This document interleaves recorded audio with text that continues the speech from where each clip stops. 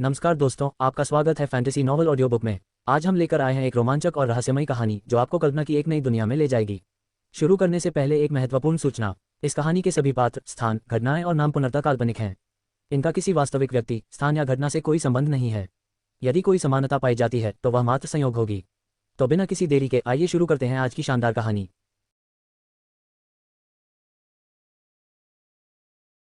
अध्याय 651 शून्य को चीरना। ब्लैकस्टोन ट्रायल्स में भाग लेने वाले हेवनली ब्लड यूनियन का उद्देश्य सोए हुए इन प्रेतों को जगाना था। नकाबपोश व्यक्ति की यादें पढ़ने के बाद ये उनको पता चला कि सोल टूम में सैकड़ों इन प्रेत मौजूद हैं। उनमें से कुछ तो करोड़ों वर्षों से सोए हुए थे। लाखों वर्षों तक सुप्त अवस्था में रहे प्राचीन इन प्रेतों को रक्त पृथ्वी की समाधि में बंद कर दिया गया था। लंबी सुप्त अवस्था में रहते हुए उन्होंने आत्मा मकबरे से स्वर्ग पृथ्वी संहारक ऊर्जा और चरम इन शक्तियों को अवशोषित कर लिया था। इसी कारण उन्हें अत्यंत भयानक शक्ति प्राप्त हुई थी। उन प्राचीन इन प्रेतों की तुलना में नकाबपोश व्यक्ति बहुत कमजोर था। नकाबपोश व्यक्ति इन प्रेत के उन अधिकारियों में से एक था जिन्हें अक्सर मिशन पूरा करने के लिए भेजा जाता था। ये इन प्रेतों के प्राचीन राक्षस और पूर्वज साधना के लिए सुप्त अवस्था में थे। यदि ये इन प्रेत सामूहिक रूप से जागृत हो जाए तो ब्लड मून की शक्ति तुरंत बढ़ जाएगी। ये यून स्वाभाविक रूप से ऐसा होने पर चुपचाप नहीं बैठेगी। ये यून झुलॉन द्वारा निर्मित वैकल्पिक आयाम शायद उतना शक्तिशाली न हो जितना हम उम्मीद करते हैं। यहाँ की स्थानिक बाधाएं धीरे धीरे कमजोर हो रही हैं। लिन शिंटो की आवाज ये यून के कानों में गूंजी। जियांग शियाओरू को ढूंढने के बाद उसने वैकल्पिक आयाम को खोलने का तरीका खोजना शुरू कर दिया। लिन शिंटो को यह आभास होने लगा कि वैकल्पिक आयाम में स्थानिक ऊर्जा धीरे धीरे कम हो रही है। यदि यह प्रवृत्ति जारी रही तो कुछ समय बाद स्थानिक आयाम ध्वस्त हो जाएगा। ये कमजोर हो रहा है। ये यून ने भी इसे महसूस किया। इस समय वह अत्यंत शांत था। उसकी चेतना सर्वव्यापी थी जिससे वह स्थानिक ऊर्जा के प्रत्येक कण और उसकी गतिशीलता को महसूस कर पा रहा था। हो सकता है कि झुलॉन्ग इस वैकल्पिक आयाम का इस्तेमाल हम सबको दफनाने के लिए न कर रहा हो। उसके पास इतनी ताकत नहीं है कि वह हमें एक ही झटके में रोक सके।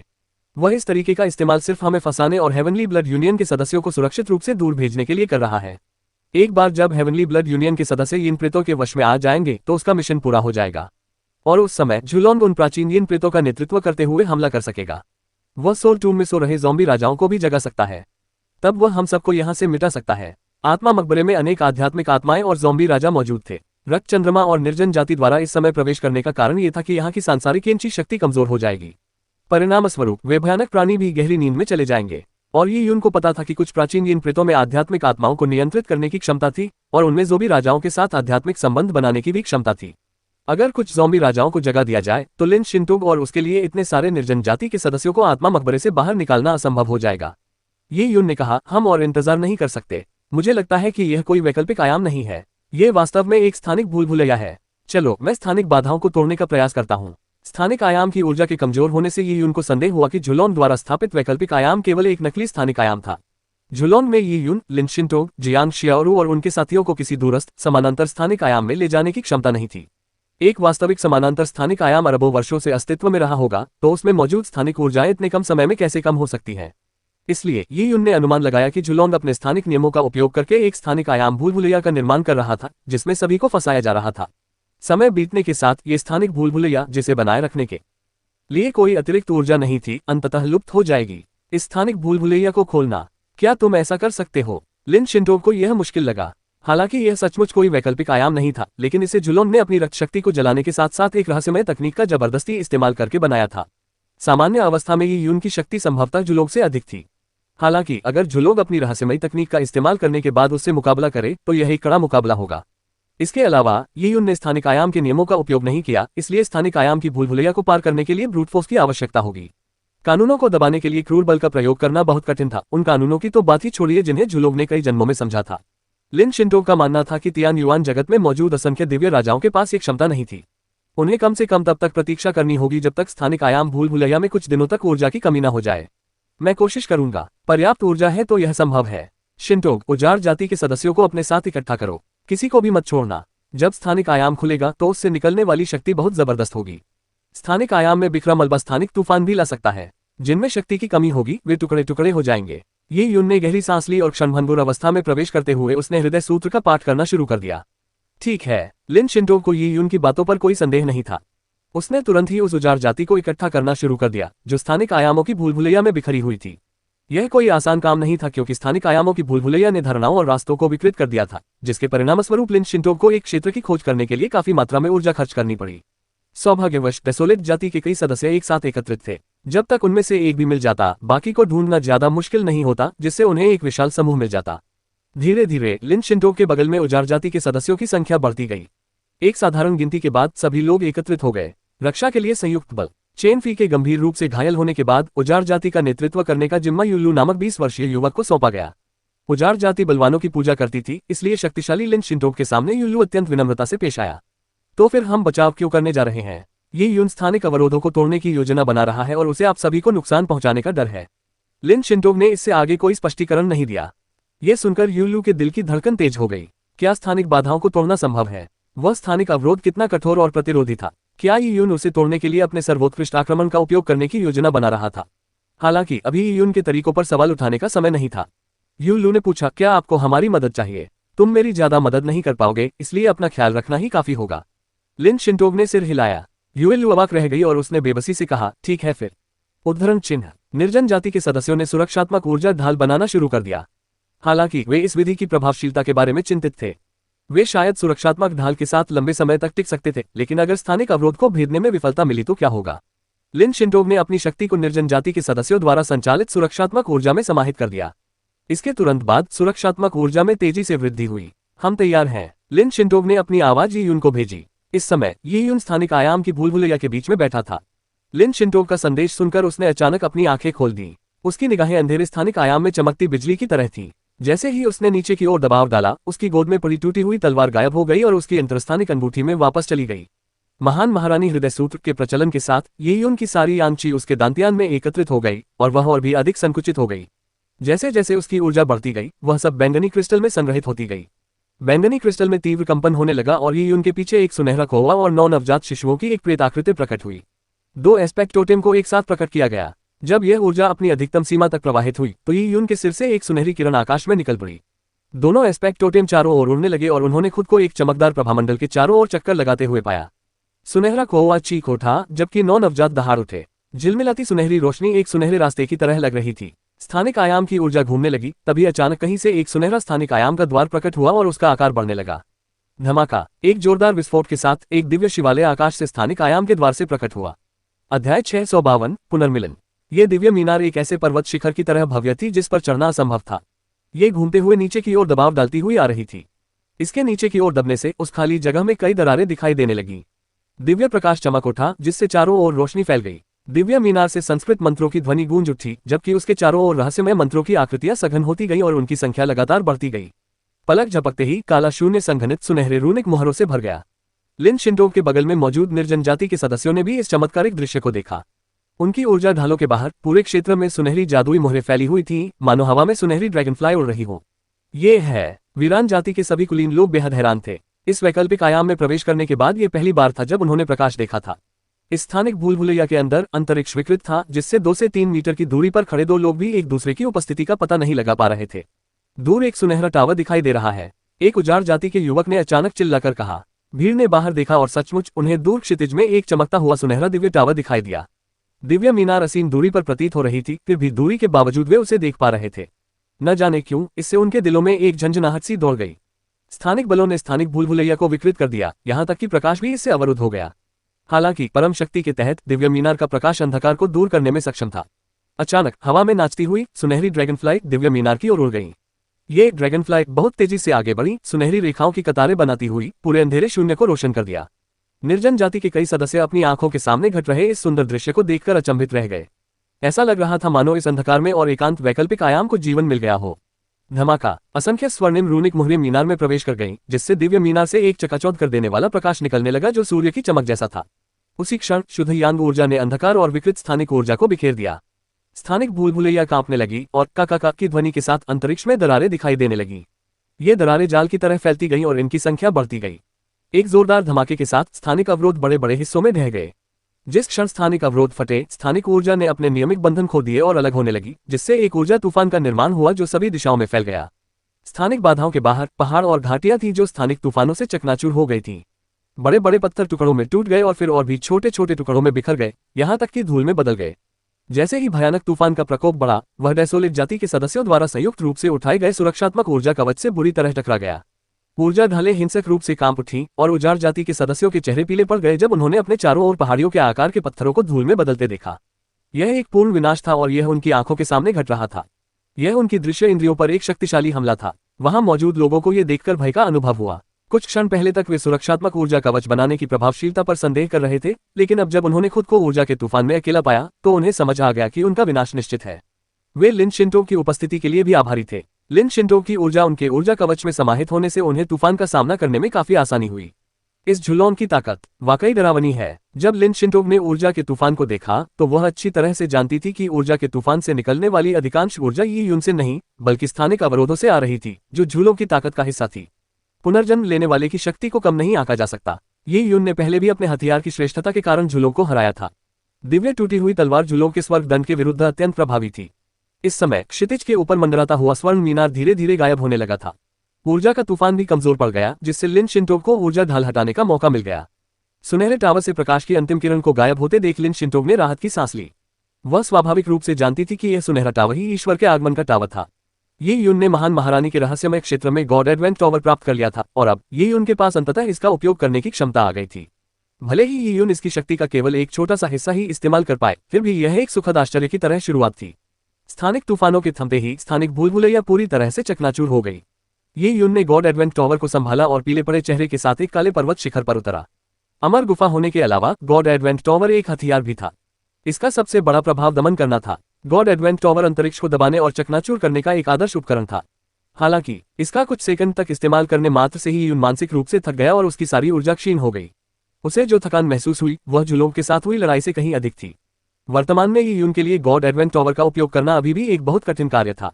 यदि वह इसका उपयोग अपने शत्रुओं को मारने के लिए करना चाहता तो यह और भी मुश्किल होता।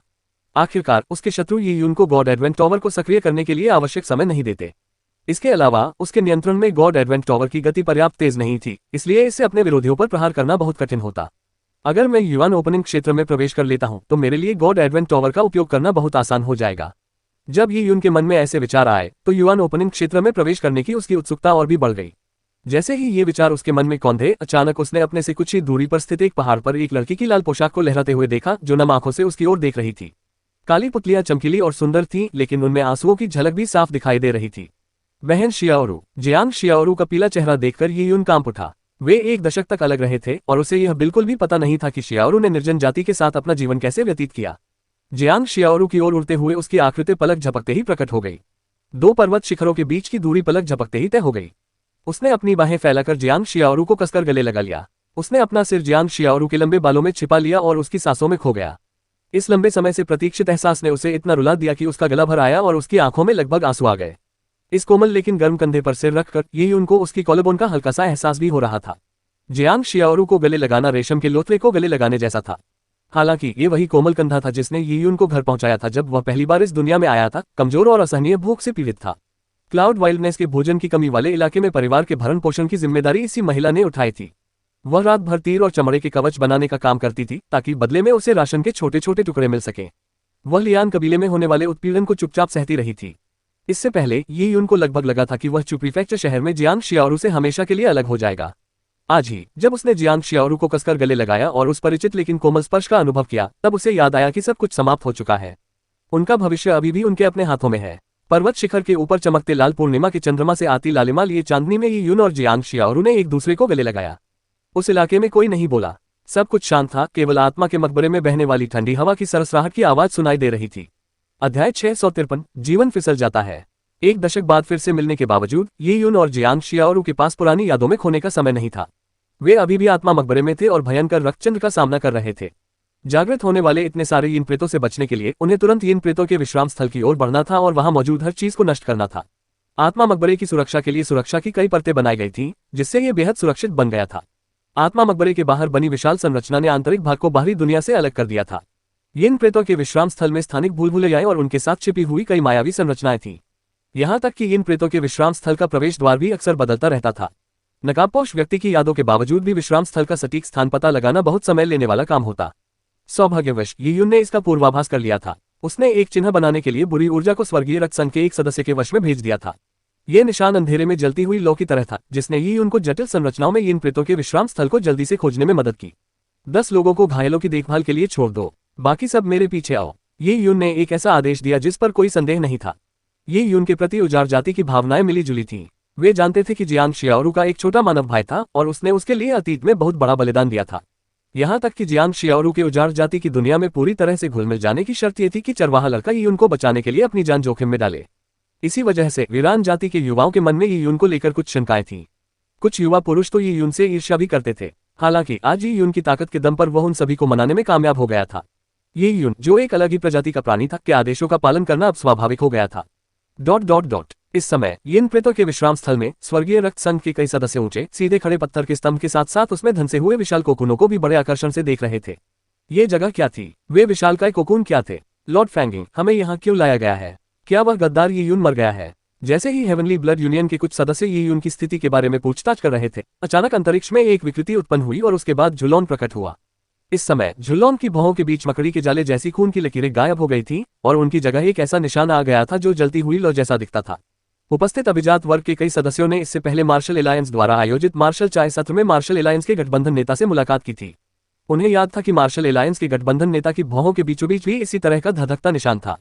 उन्हें एहसास हुआ कि वह निशान देवताओं के रक्त से स्वयं को संवर्धित करने का परिणाम था। झुलॉन का चेहरा थोड़ा पीला पड़ गया था और उसकी आभा काफी कमजोर हो गई थी, मानो वह बीमार हो। फैंगिंग को अपनी आवाज सुनाते समय उसके होंठ हल्के से हिले। मुझे दूसरी लाइफ स्लिप को भी कुचलना होगा। फैंगिंग दंग रह गया। जब झुलॉन और अन्य पुनर्जन्म लेने वाले आत्मा मकबरे में दाखिल हुए तो उन्हें कुल 3 जीवन पर्ची दी गईं, जिनका उपयोग मुख्यालय से संवाद करने के लिए किया जाता था। सोल 2 में एक स्वतंत्र दुनिया थी और इसके बाहर स्थापित प्राचीन सरणी के कारण वहां से संदेश भेजना बहुत मुश्किल था। यह महान महारानी के रहस्यमय क्षेत्र के समान था। पूरी तरह से सीलबंद महान महारानी के रहस्यमय क्षेत्र से संदेश भेजना तियान युआन जगत के किसी भी बड़े गुट के लिए अत्यंत कठिन कार्य था। आत्मा का मकबरा महान महारानी के रहस्यमय क्षेत्र के समान था, इसलिए रक्त पूर्णिमा के दौरान भी संदेशों का आदान प्रदान नहीं किया जा सकता था। हालांकि कुछ विशेष लाइफ स्लिप भी थी जो मुश्किल से कुछ ही जानकारी प्रसारित कर पाती थीं। ये लाइफ स्लिप क्वांटम रूप से उलझी हुई थी। एक लाइफ स्लिप को कुचलने पर दूसरी को इसका एहसास होता और वह भी चकनाचूर हो जाती। झुलॉन के पास मौजूद तीनों लाइफ स्लिप का अपना अपना महत्व था। पहली लाइफ स्लिप को कुचलने का मतलब था सब कुछ सुचारू रूप से चला, मिशन लगभग पूरा हो चुका है। दूसरे को कुचलने का मतलब था टीम को अप्रत्याशित परिस्थितियों का सामना करना पड़ा और वे एक भीषण लड़ाई में लगे हुए हैं। जहां तक आखिरी लाइफ स्लिप की बात है, इसका मतलब था कि मिशन पूरी तरह से विफल हो गया था। ब्लड मून के पुनर्जन्मकर्ताओं के लिए इतने सरल मिशन को अंजाम देने के बावजूद इतनी शक्तिशाली टीम और देवताओं के रक्त की एक बूंद के साथ दूसरे लाइफ स्लिप को कुचलना बिल्कुल अस्वीकार्य था। यह अनिश्चित परिणाम फैंगिंग की, उनकी और शेजी के लिए असहनीय था। भगवान झुलो, क्या अंत में आपके द्वारा स्थापित वैकल्पिक आयाम यी यून को समाप्त करने के लिए पर्याप्त नहीं था? क्या आपको लगता है कि उसमें स्थानिक आयाम सरणी को भेदने की क्षमता है? फैंगिंग दूसरे लाइफ स्लिप को नष्ट करने के लिए अनिच्छुक था क्योंकि यह बहुत शर्मनाक था। इसे ऐसे समझिए कि मैं यी यून के साथ जीवन मरण की लड़ाई लड़ रहा हूं। मुझे उसकी ताकत का कुछ अंदाजा है और मेरा वैकल्पिक आयाम उसे फंसाने में सक्षम होना चाहिए। जुलो बोलते हुए थोड़ा भौहें सिकुड़ी। हालांकि इस बात की संभावना कम थी कि उसके अनुमान में कोई समस्या होगी, लेकिन उसे बस ही उनको कुछ घंटों के लिए वैकल्पिक आयाम में फंसाने की जरूरत थी ताकि वे सफलतापूर्वक उस पर कब्जा कर सकें। जब तक इन आत्माओं का पुनरुत्थान होता, सब कुछ ठीक रहता। हालांकि झुलोन को किसी कारणवश अशुभ आभास हो रहा था। अगर ऐसा है तो लॉर्ड झुलोन को चिंता करने की कोई जरूरत नहीं है। इस बात को नजरअंदाज करते हुए कि ये उन वैकल्पिक आयाम को खोल नहीं पाएगा, अगर वह उसे खोल भी लेता है तो उसके लिए मायावी संरचनाओं में हमारी स्थिति का पता लगाना लगभग असंभव होगा। मैंने परिधि के साथ मायावी और स्थानिक संरचनाओं की कुछ सेटिंग्स पहले ही बदल दी हैं। ये यून 4 घंटे के भीतर संरचना को नहीं तोड़ पाएगा। फैंगिंग को पूरा भरोसा था कि भले ही नकाबपोश व्यक्ति जिसने रक्त चंद्रमा के साथ विश्वासघात किया था आत्मा मकबरे के आंतरिक भाग का पूरा चित्र बना दे, फिर भी यही यून को इन प्रेतों के विश्राम स्थल का पता लगाने में बेहद सीमित मदद ही कर पाएगा। हे भगवान झुलो, क्यों न हम पहले जीवन पर्ची को नष्ट कर दें। 10,000 कदम पीछे हटकर भले ही ये यून अपनी सर्वोत्तम क्षमताओं के साथ हमारी योजनाओं को विफल करने आ जाए, तब भी दूसरी जीवन पर्ची को नष्ट करने में देर नहीं होगी। इसी क्षण शेजी ने भी बोलना शुरू किया। झुलोन ने हल्के से सिर हिलाया। यह अभी भी एक व्यवहार्य विकल्प था। हाथ के इशारे से फैंगिंग ने पहली लाइफ स्लिप को कुचल दिया। लाइफ स्लिप को धूल में बदलते और हवा में बिखरते देख फैंगिंग ने संतुष्टि से सिर हिलाया। फिर वह वहां मौजूद हेवनली ब्लड यूनियन के सदस्यों की ओर मुड़ा। उसकी आंखों में लालच की हल्की सी झलक थी, मानो कोई सांप अपने शिकार को देख रहा हो। हालांकि उन्होंने अपने विचारों को बड़ी कुशलता से छिपा लिया। वे अब भी हमेशा की तरह ही सज्जन दिख रहे थे। फैंगिंग को इधर उधर देखते देख वहां मौजूद हेवनली ब्लड यूनियन के सदस्य खुद को रोक नहीं पाए और पूछने लगे, लॉर्ड फैंगिंग, क्या वह गद्दार ये यून मर गया है? और यह पत्थर का खंभा और ये बड़े बड़े कोकून क्या है? ये यून, फैंगिंग ने व्यंग्य करते हुए कहा, ये यून अब एक वैकल्पिक आयाम में फंसा हुआ है।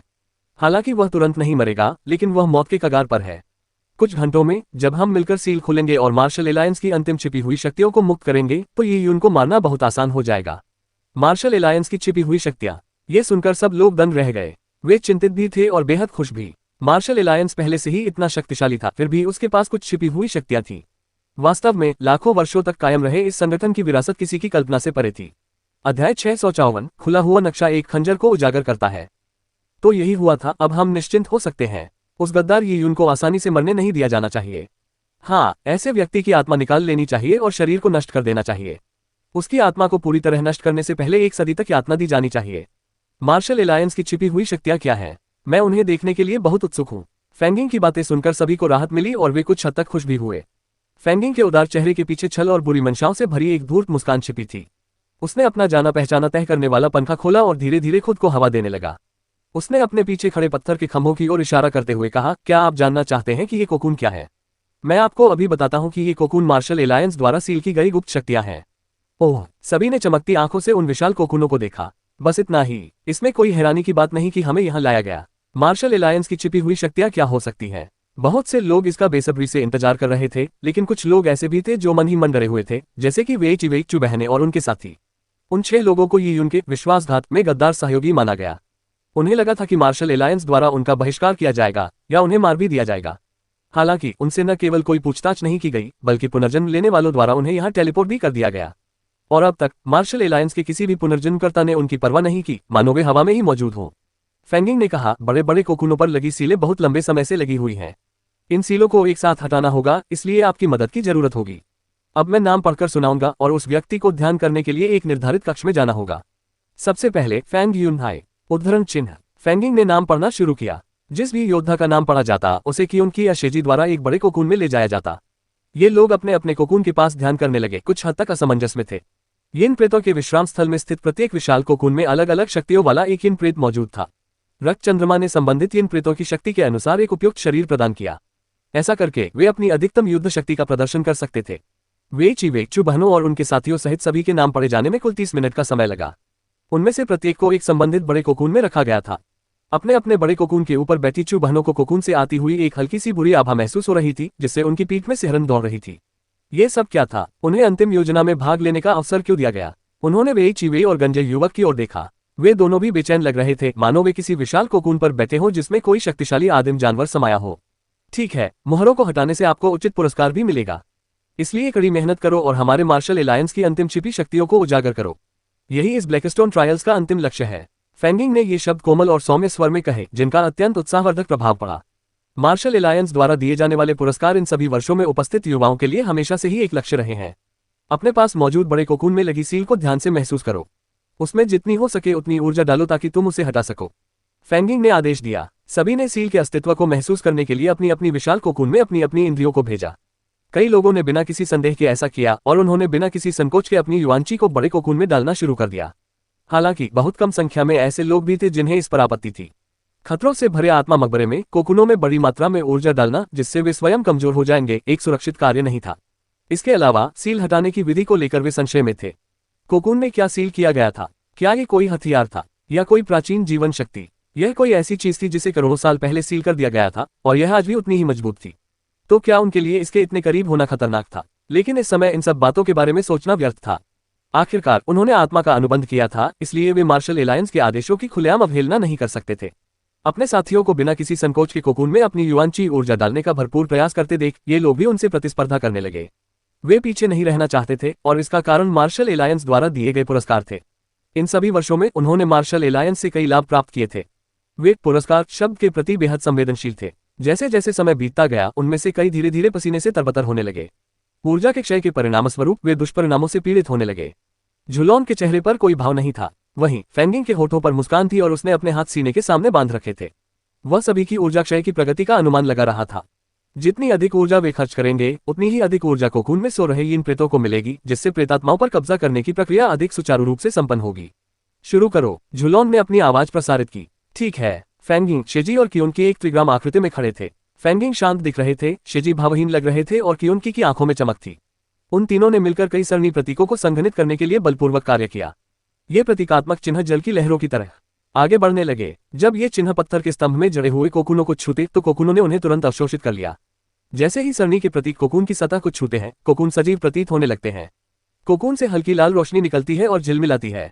पारदर्शी पत्थर के खंभे की वजह से कुछ छोटे कोकूनों के अंदर भी देखा जा सकता था। ऐसा लग रहा था मानो उनमें कोई आत्मा तैर रही हो। क्या अब सील खुलने वाली है? फैंगी क्योंकि और शेजी को मुहरे हटाने में उनकी मदद करते देख सभी ने अपनी ऊर्जा को और भी अधिक मात्रा में प्रवाहित करना शुरू कर दिया, ये कामना करते हुए कि वे मोहर को हटाने वाले पहले व्यक्ति होंगे। लेकिन इस समय हेवनली ब्लड यूनियन के एक सदस्य ने दर्द भरी चीख मारी। अचानक उसके सिर में असहनीय दर्द होने लगा, मानो उसके नीचे का कोकून अचानक एक ऐसे दानव में बदल गया हो जो सब कुछ निगल रहा हो। पहले तो वही कोकून में ऊर्जा डाल रहा था, लेकिन अब कोकून ने उसके शरीर की ऊर्जा को सोखना शुरू कर दिया था। यह न केवल ऊर्जा को अवशोषित कर रहा था, बल्कि ऊर्जा के इस संबंध के माध्यम से उसकी आध्यात्मिक आत्मा की शक्ति को भी अवशोषित कर रहा था। हालांकि योद्धाओं के शरीर बलवान थे, लेकिन उनकी आध्यात्मिक आत्मा अत्यंत कमजोर थी। एक बार घायल हो जाने पर उसका उपचार करना बहुत कठिन था। हालांकि उनकी आध्यात्मिक आत्मा की शक्ति अवशोषित हो रही थी, उस शक्तिशाली खिंचाव का विरोध करना असंभव था। ऐसा लग रहा था मानो वह कोकून एक लालची, आदिम, निर्जन जानवर में बदल गया हो जो सब कुछ निगल जाता हो। क्या चल रहा है? जैसे जैसे खिंचाव की तीव्रता बढ़ती गई, हेवनली ब्लड यूनियन के सदस्य का चेहरा पीला पड़ गया। उसके चेहरे पर एक विकृत भाव था, मानो उसकी आत्मा के सागर को जबरदस्ती फाड़े जाने का दर्द इतना असहनीय था कि उसे लग रहा था मानो अपने बाल नोच लेने से उसे अधिक आराम मिलेगा। उसकी बस यही इच्छा थी कि वह अपना सिर फाड़ दे ताकि वह इस संबंध को जबरदस्ती तोड़ सके। वह भयभीत हो गया क्योंकि उसे महसूस हो रहा था कि उसकी जीवन शक्ति तेजी से समाप्त हो रही है। अगर यह सिलसिला जारी रहा तो शायद उसकी मृत्यु हो जाएगी। मुझे बचाओ, कृपया मुझे बचाओ, उसने मदद के लिए चिल्लाया। लेकिन इस समय उसे दूसरों की दुख भरी चीखें सुनाई दे रही थीं। दरअसल इन कोकूनों में जाल बिछाए गए थे। तीनों पुनर्जन्मकर्ताओं के नियंत्रण में होने के कारण स्वर्गीय रक्त संघ के सदस्य अपनी अत्यंत कमजोर अवस्था में इनका सामना करने में असमर्थ थे। इसके अलावा कोकून में मौजूद इन प्रेतों द्वारा सीधे आध्यात्मिक हमले भी किए जा रहे थे। लॉर्ड जुलोंग, लॉर्ड फैंगमिंग, इस समय उपस्थित हेवनली ब्लड यूनियन के कई सदस्यों को यह आभास हो गया था कि यह सब मार्शल अलायंस द्वारा उकसाया गया है, लेकिन उन्होंने इस तथ्य को स्वीकार करने से इनकार कर दिया। अपनी अंतिम आशाओं को थामे हुए उन्होंने कामना की कि जो कुछ भी हो रहा है वह कोकून के बहुत लंबे समय तक निष्क्रिय रहने के असामान्य परिणाम के कारण हो, कुछ ऐसा जिसकी मार्शल अलायंस ने उम्मीद नहीं की थी। उन्होंने जुलोंग, फैंगिंग और उनके साथियों को जीवन रक्षक आखिरी उम्मीद के तौर पर इस्तेमाल किया। उन्होंने हठपूर्वक यह मानने से इनकार कर दिया कि ये लोग इस सब के पीछे साजिश करता थे, क्योंकि अगर ऐसा होता तो उनका विनाश निश्चित था।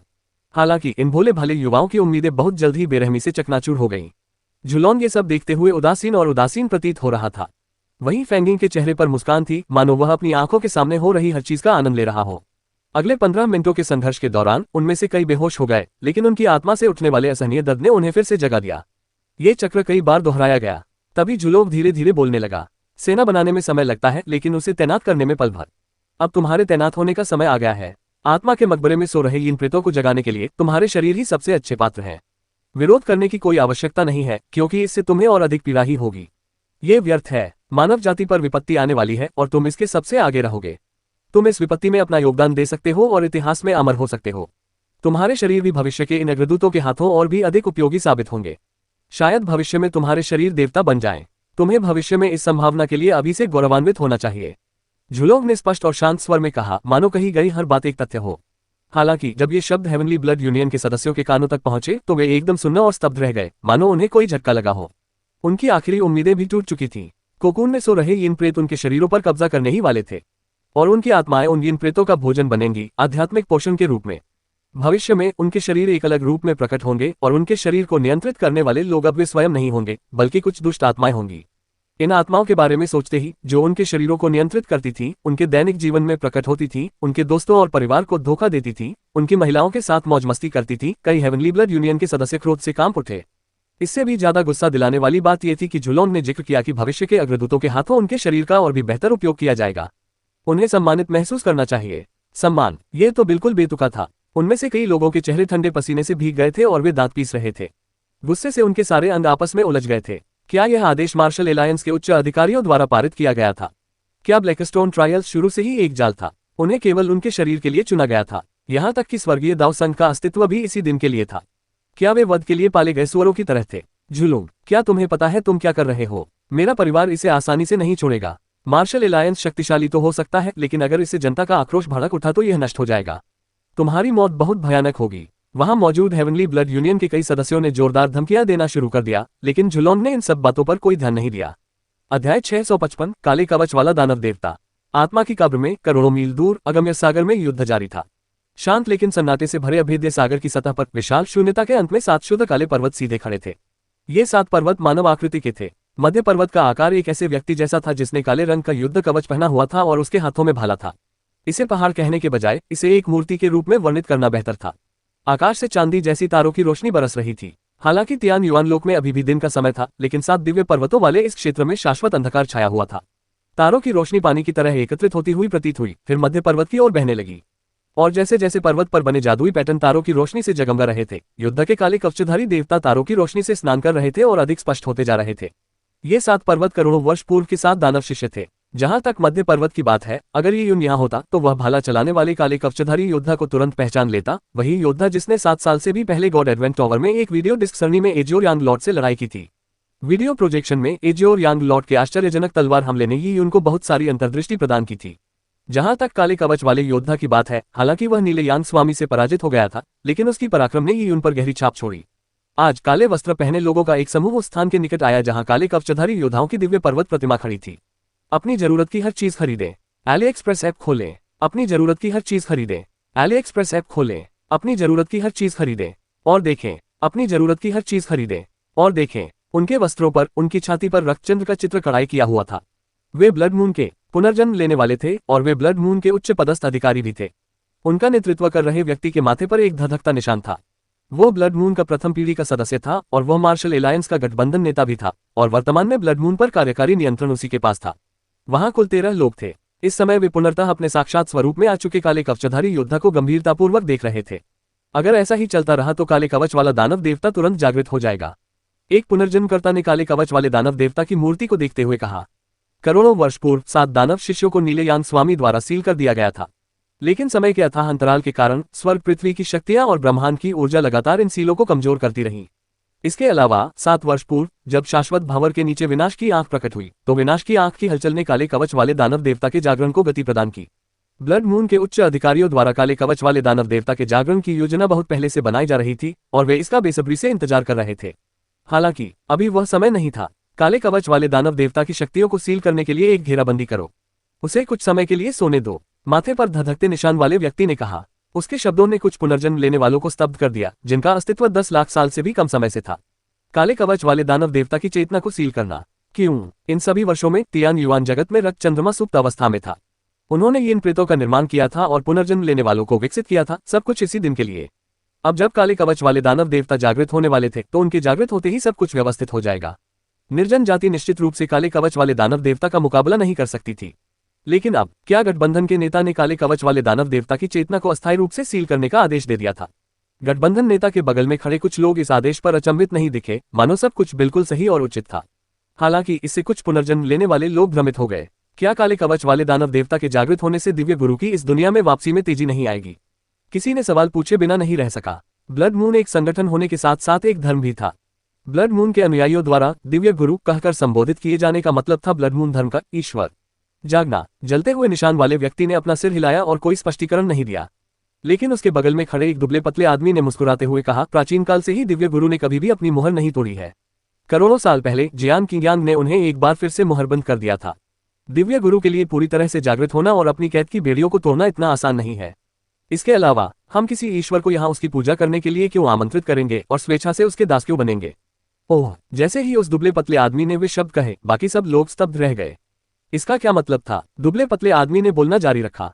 हमारे रक्तचंद संगठन की स्थापना 7 दानव शिष्यों द्वारा करोड़ों वर्ष पूर्व की गई थी। इसकी स्थापना केवल जियान किंगयांग और निर्जन जाति की सेना का प्रतिरोध करने के लिए की गई थी। सीधे शब्दों में कहें तो हम ब्लड मून दानव शिष्यों के मात्र औजार हैं। अतीत का ब्लड मून आज के ब्लड मून से कहीं अधिक शक्तिशाली था, लेकिन निर्जन जाति के साथ युद्ध और समय के लंबे बीतने के बाद ब्लड मून का वर्तमान स्वरूप बदल गया है। अब केवल पुनर्जन्म लेने वाले और इन प्रेत ही बचे हैं जो अनंत नींद में जी रहे हैं। क्या अब भी तुम्हें लगता है कि उनके औजार बनकर रहना काफी नहीं है? अब विनाश की आंख अभी भी बंद है और 7 दानव शिष्य सो रहे हैं, फिर भी तुम उन्हें जगाकर उनके औजार बनकर काम करना चाहते हो? या तुम एक नई व्यवस्था स्थापित करना चाहते हो और खुद इस दुनिया के अधिपति बनना चाहते हो? उस दुबले पतले आदमी के शब्दों ने पुनर्जन्म लेने वालों के दिलों को झकझोर दिया। क्या वे स्वयं इस दुनिया के अधिपति बन जाएंगे? उन्होंने कभी इतना आगे का नहीं सोचा था, लेकिन अगर वे ध्यान से विचार करते तो ब्लड मून का उद्देश्य करोड़ों वर्षों तक जारी रह सकता था और वे ब्लड मून के अतीत और मिशन से परिचित थे। लेकिन पुनर्जन्म के लाखों वर्षों में उन्होंने कभी ब्लड मून को 7 दानव शिष्यों के पुनरुद्धार या दिव्य गुरु को मोहर से मुक्त होने देने का जिक्र करते नहीं सुना था। ऐसा प्रतीत होता था मानो ब्लड मून के शीर्ष नेतृत्व के मन में बहुत पहले से ही कुछ गुप्त महत्वाकांक्षाएं थीं। दरअसल वे तो करोड़ों साल पहले इस्तेमाल किए गए शतरंज के मोहरे मात्र थे। विनाश की आंख उनकी उपकार करने वाली नहीं थी, तो वे उसकी सेवा क्यों करें? वो सील? किसी ने चिंता से पूछा। उन्हें यह नहीं पता था कि उस शाश्वत भावर में लगी मोहर कितनी सुरक्षित थी। यदि दिव्य गुरु स्वयं जागृत हो जाते तो उनका विनाश निश्चित था। इतना कहकर धधकते निशान वाले उस व्यक्ति ने कहा, लाखों साल पहले 7 दानव शिष्यों ने जियान की ज्ञान को कमाका था। उस समय दिव्य गुरु अभी अभी जागृत हुए थे और प्राचीन मोहर से बंधे हुए थे। फिर भी उन्होंने जियान की ज्ञान और उस स्त्री को अपनी ओर आकर्षित किया, जिन्होंने एक साथ शाश्वत भंवर में प्रवेश करने के बाद दिव्य गुरु को गंभीर आघात पहुंचाया। प्राचीन मोहर के अलावा दिव्य गुरु की चेतना भी घायल हो गई। 7 साल पहले दिव्य गुरु का प्रकट होना महामहिम के रहस्यमय क्षेत्र के खुलने से उत्पन्न एक उत्तेजनात्मक प्रतिक्रिया मात्र थी। अध्याय 656 यीन प्रेतों का जागरण। आत्मा के मकबरे में स्थित यीन प्रेतों के सुप्त स्थान को एक घनी सघन दुष्ट प्रेत ऊर्जा ने ढक लिया था। ये जगह अंधेरी होनी चाहिए थी, जहां लाल चंद्रमा की रोशनी धूल से ढकी हो, लेकिन वहां एक रहस्यमय प्रेतवादित नीली आग थी जो चारों ओर घूम रही थी। झुलुंग, फैंगिंग, तुम सब पागल हो। हमें मारना पूरे तियान युआन जगत के हर गुट पर युद्ध छेड़ने के बराबर है। मार्शल एलायंस भले ही शक्तिशाली हो, लेकिन ये सिर्फ एक मामूली रूप से बड़ा गुट है। ये पूरे तियान युआन जगत को नहीं हरा सकता। चलो चलते हैं। हेवनली ब्लड यूनियन के सभी सदस्य विशालकाय कोकून की घेराबंदी में जकड़े हुए थे। शुरुआत में वे पागलों की तरह चिल्ला रहे थे, लेकिन अंत में भय और असहनीय दर्द ने उनकी इच्छाशक्ति को पूरी तरह से खत्म कर दिया था। वे सुरक्षा घेरे की वजह से प्रतिरोध नहीं कर सके। इसके अलावा जब उस विशाल कोकून से कुछ उनके दिमाग में घुसने की कोशिश कर रहा था, तो उनकी बेबसी और सिर में होने वाला असहनीय दर्द अवर्णनीय था। मुझे जाने दो, मुझे जाने दो। मैं हमेशा से मार्शल एलायंस के प्रति वफादार रहा हूँ। मैंने एक आत्मा अनुबंध पर हस्ताक्षर किए हैं। उद्धरण चिन्ह। धीरे धीरे उनमें से कुछ आखिरकार झुक गए और झुलोंग से विनती करने लगे। झुलोंग इस पर भावहीन बना रहा। वहीं कियोनकी को ये सब सुनकर आनंद आ रहा था। उसके होठों के कोने ऊपर की ओर मुड़े और उसने चिढ़ाने वाले लहजे में कहा, दर्द से तड़पते हुए चीखना वाकई एक अद्भुत आवाज है। चिंता मत करो, तुम्हारा दर्द जल्दी ही खत्म हो जाएगा। तुम्हारे नीचे मौजूद लंबे गोलाकार बड़े कोकून को आत्मा के कोकून कहा जाता है। इनके अंदर मौजूद चीजें तुम्हारे कष्टों को समाप्त कर देंगी और अंततः तुम्हारे साथ विलीन हो जाएंगी, जिससे तुम्हारे शरीर को अपार शक्ति मिलेगी। क्या तुम उत्साहित हो? सुनो, अंदर से कुछ निकल रहा है। शा शा शा शा शा शा। यह आवाज बेहद कर्कश थी। ऐसा लग रहा था मानो कोई नुकीली चीज चट्टानों पर रेंग रही हो, जिससे हड्डियों तक खुजली हो रही हो। काचा। हेवनली ब्लड यूनियन के एक सदस्य के नीचे स्थित आत्मा का आवरण खुल गया, मानो उसे चीर दिया गया हो। उसके बाद एक लंबा काला कीड़ा बाहर रेंगता हुआ निकला। वह लंबा कीड़ा उंगली जितना मोटा था और बेलनाकार आकार का था।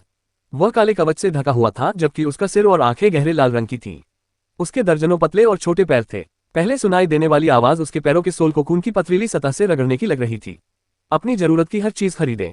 एली एक्सप्रेस ऐप खोलें। छूट और मुफ्त शिपिंग के साथ बेहतरीन डील पाएं।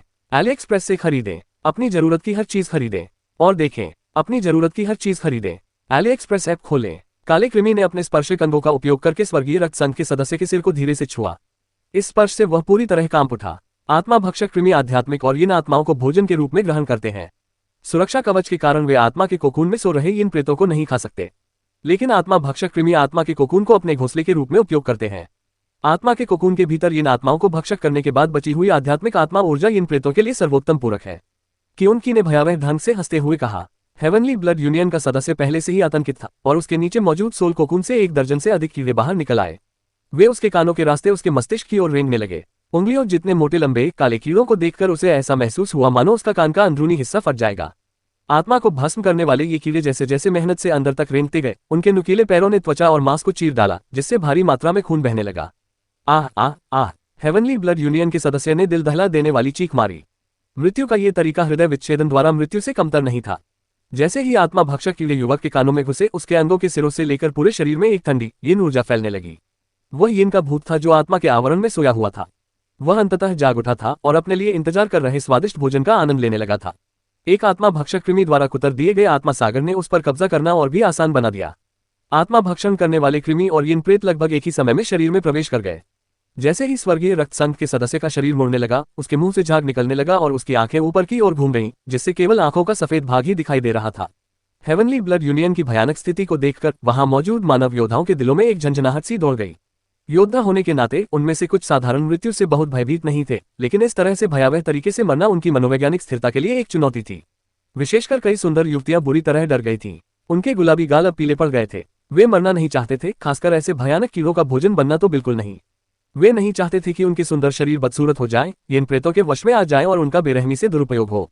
इस समय वे चीवे के बगल में बैठी चुके एर लगभग अपनी अंतिम सांसें ले रही थी। उसका साधना स्तर बहुत कम था, इसलिए वह इस तरह की तबाही को सहन नहीं कर सकती थी। जहां तक उसकी बड़ी बहन चुकिन एर की बात है, उसकी हालत भी कुछ बेहतर नहीं थी। वह पसीने से भीगी हुई थी और उसके बाल उसके माथे से चिपके हुए थे। सबसे भयावह बात यह थी कि अब उसका अपने शरीर पर कोई नियंत्रण नहीं था। अपनी ऊर्जा का उपयोग करके आत्महत्या करना असंभव था। ... कुछ पत्थर के खंभों के बीच में एक विशालकाय आत्मा कोकून था, जो अन्य आत्मा कोकूनों से कम 2 गुना बड़ा था। इस आत्मा कोकून पर किसी भी स्वर्गीय रक्त संघ के सदस्य को रखने की व्यवस्था नहीं की गई थी। इस सबसे बड़े आत्मा के आवरण में एक प्राचीन यीन प्रेत विराजमान था। इसकी शक्ति अत्यंत उच्च थी और यह प्रथम पीढ़ी का सबसे प्रारंभिक यीन प्रेत था। झुलॉन ने यी यून को इस स्थान पर स्थापित करने की योजना बनाई थी।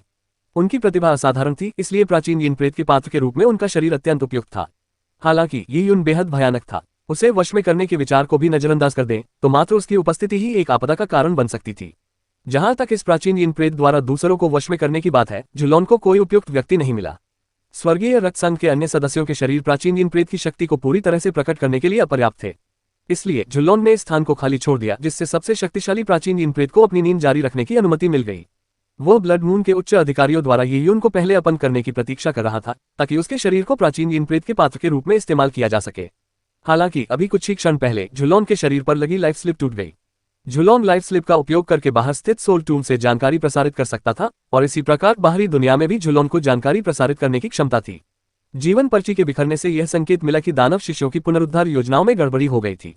इससे झुलॉन को यह प्रेरणा मिली कि वह आत्मा मकबरे में मौजूद यीन प्रेतों को शीघ्र ही अगम्य सागर में ले आए, ताकि रक्त चंद्रमा के उच्च अधिकारियों को सरणी निर्माण को नियंत्रित करने में मदद मिल सके। झुलॉन जानता था कि करोड़ों साल पहले पहली पीढ़ी के रक्तचंद्र ने, जिसमें वह स्वयं भी शामिल था, काले कवच वाले दानव देवता को अपना लक्ष्य चुना था और धीरे धीरे काले कवच वाले दानव देवता की चेतना को मिटा दिया था। उस समय जब 7 दानव शिष्यों ने नीले यान स्वामी के साथ एक विशाल युद्ध में भाग लिया था, तब उन 7 दानव शिष्यों को उसके द्वारा सील कर दिया गया था, जिससे वे एक अत्यंत लंबी नींद में चले गए थे। ये निष्क्रियता 100 मिलियन वर्षों से भी अधिक समय तक चल सकती है। काले कवचधारी दानव देवता को आत्मा सागर में सबसे गंभीर चोट लगी थी। रक्त चंद्रमा को तो ये भी संदेह था कि काले कवचधारी दानव देवता बेहोश हो गए हैं। करोड़ों साल पहले ब्लड मून का मिशन 7 दानव शिष्यों को बचाना था। हालांकि जब उन्होंने देखा कि 7 दानव शिष्यों ने अपनी अधिकांश शक्ति खो दी है, तो ब्लड मून के उच्च अधिकारियों को लालच सताने लगा। दूसरों के लिए काम करना दुनिया को नियंत्रित करने जितना अच्छा नहीं था। शायद यही मानवीय स्वभाव था। झुलॉन ने अपने हाथ में बिखरी हुई लाइफ स्लिप को देखकर माथे पर शिकन डाली। उसे समझ नहीं आ रहा था कि उस अगम्य सागर में क्या हादसा हुआ था। कुछ देर हिचकिचाने के बाद उसने स्वर्गीय रक्त संघ के सदस्यों में से एक ऐसे युवक को पकड़ा जिसमें अपेक्षाकृत अच्छी प्रतिभा थी, और उसे सीधे उस आत्मा के कोकून पर फेंक दिया जिसमें प्राचीन यीन प्रेत समाहित था। और संयोगवश यह व्यक्ति वही जियान वुशुन था जिसने हेवन मार्शल सिटी में यी यून से लड़ाई की थी। अध्याय 657 शून्य को फिर से चीरना। जियान वुशुन हमेशा से मार्शल एलायंस के प्रति वफादार रहा था। उसे हेवनली ब्लड यूनियन का सदस्य होने पर गर्व था, लेकिन अब उसे जबरदस्ती सबसे बड़े सोल कोकून में फेंक दिया गया था। उसका शरीर कांपने लगा और उसकी आत्मा में असहनीय पीड़ा होने लगी। उसे ऐसा महसूस हुआ जैसे सोल कोकून में मौजूद दुष्ट आत्मा उसके शरीर पर आक्रमण कर रही हो और उसकी आध्यात्मिक आत्मा को धीरे धीरे खा रही हो। प्रभु झुलोंग उद्धरण चिन्ह। जियान वुशुन आत्मा के आवरण में कमजोर और बेजान अवस्था में लेटा हुआ था। उसने कांपती उंगलियों से झुलॉन की ओर कमजोर ढंग से हाथ बढ़ाए। उसे यह विश्वास करने से इनकार था कि मार्शल एलायंस, जिसके प्रति वह हमेशा वफादार रहा था और यहां तक कि अपने परिवार को छोड़कर हमेशा के लिए मार्शल एलायंस में शामिल हो गया था, अब उसके साथ इस तरह का व्यवहार करेगा। ठंडे और उदासीन झुलोंग और इन सब का आनंद ले रहे भयंकर क्योंकि को देखकर जियान वुशुन ने एक दुखद हंसी हंसी। उसने झुलोंग की दयनीयता और मूर्खता पर उपहास किया। क्योंकि ने जियान वुशुन की ओर देखते हुए उपहास किया, फिर झुलोंग से पूछा, ये सुंदर लड़का उन निकम्मों से थोड़ा बेहतर है, क्या उसका शरीर ठीक रहेगा? झुलोंग ने सिर हिलाते हुए कहा, हमें कोशिश करनी ही होगी, भले ही यह उपयुक्त न हो। इस बार हमें आत्मा के मकबरे से सभी प्राचीन यीन प्रेतों को बाहर निकालना होगा। जब वह बोल रहा था, उसने लापरवाही से अपना हाथ हिलाया और उसकी काली आस्तीनों से आत्मा की आग की लपटें निकलने लगीं। ये आत्माएं स्वर्गीय रक्त संघ के उन सदस्यों की थीं जो निर्जन जाति के साथ युद्ध में मारे गए थे। ये यून द्वारा मारे गए गोंडसुनहोंग भी आत्मा की अग्नियों में से एक थे। अपने शरीर के नष्ट हो जाने के बाद गोंडसुनहोंग ने स्वर्गीय दाव पुनर्जन्म महान तकनीक का अभ्यास करने की तीव्र इच्छा व्यक्त की, जिससे उसे एक नया शरीर प्राप्त हो सके और वह अपनी आकांक्षाओं और महत्वाकांक्षाओं को पूरा कर सके। गोंडसुनहोंग अभी भी थोड़ा स्तब्ध था जब उसे यीन प्रेतों के सोए हुए मैदान में फेंक दिया गया। यहाँ पत्थर के खंभे और अजीबोगरीब पत्थर के कोकून थे। जहां तक उन हेवनली ब्लड यूनियन के सदस्यों की बात है, वे सभी अब विशालकाय कोकूनों में जकड़े हुए थे, या तो छटपटा रहे थे या दर्द से चीख रहे थे। उनके विकृत भावों को देखकर ऐसा प्रतीत होता था मानो वे शीघ्र मृत्यु की कामना कर रहे हों।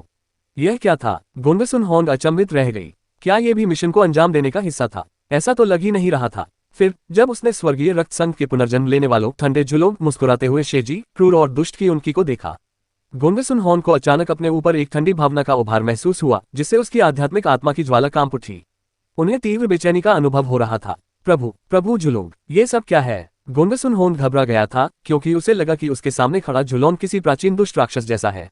झुलोंग ने शांत भाव से कहा, मैं तुम सबको यीन प्रेतों में परिवर्तित करने और भविष्य में उपयोग के लिए तैयार करने की योजना बना रहा था, लेकिन अब समय नहीं बचा है। इसलिए मुझे तुम्हें निराश करना पड़ेगा और तुम्हें यीन प्रेत का आत्मा भंडारण बनाना होगा, ताकि लाखों वर्षों से सुप्त पड़े प्राचीन यीन प्रेत को अपनी चरम शक्ति को शीघ्रता से पुनः प्राप्त करने का अवसर मिल सके। अपनी जरूरत की हर चीज खरीदें। AliExpress ऐप खोलें। अपनी जरूरत की हर चीज खरीदें। AliExpress ऐप खोलें। अपनी जरूरत की हर चीज खरीदें और देखें। अपनी जरूरत की हर चीज खरीदें और देखें। झुलोंग के रूप में उसने गोंगसुनहोंग और हेवनली ब्लड यूनियन के अन्य सदस्यों को पकड़ा और उन्हें उस विशाल आत्मा कोकून की ओर फेंक दिया जहां जियानवुशुंग था। आह आह आह! गोंगसुनहोंग ने दर्द भरी चीख मारी। हालांकि वह तो केवल एक आध्यात्मिक अवतार था, तो वह कैसे विरोध कर सकता था। उसकी आध्यात्मिक आत्मा की ज्वाला और साथ ही स्वर्गीय रक्त संघ के अन्य सदस्य एक विशाल बल में समा गए और धीरे धीरे आत्मा के कोकून में विलीन हो गए और आत्मा भक्षक कृमियों ने उन्हें निगल लिया। तब तक एक यिन प्रेत पूरी तरह से एक स्वर्गीय रक्त संघ के सदस्य के शरीर में विलीन हो चुका था। लगभग 20 वर्ष का एक युवक सोल कोकून से उठा, लेकिन उसका संतुलन बिगड़ा हुआ था और उसके चेहरे पर खालीपन के भाव थे। उसकी आंखें पहले ही गहरे लाल रंग की हो चुकी थीं।